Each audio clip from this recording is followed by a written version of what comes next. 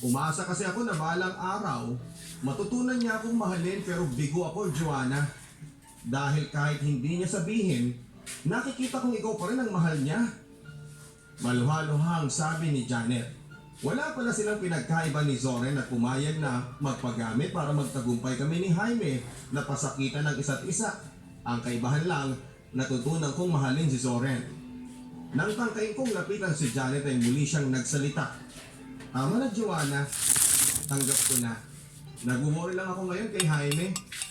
Alam kong nagluluksa ka pa sa pagkawala ni Zoren pero mas kailangan ka ngayon ni Jaime. Dugtong niya saka nagmadaling umalis. Medyo naguguluhan pa ako sa mga huling sinabi niya, Papa Dudut. Napaisip tuloy ako kung anong nangyari kay Jaime at huling kita ko sa kanya ay yung last night ni Zoren. Lambot. Bukod doon ay hindi ko na muli siyang nakita pa. Linggo nang magpasya akong puntahan si Jaime sa kanilang bahay. Tuloy ka, Joanna!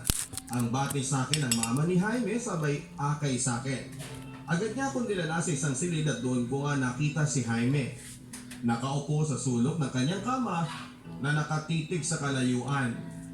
Kahit nang lapitan ko siya ay hindi pa rin ako nilingon. Mula nang mamatay si Zoren, Joanna, unti-unti na siyang nagkaganyan. Naging tulala.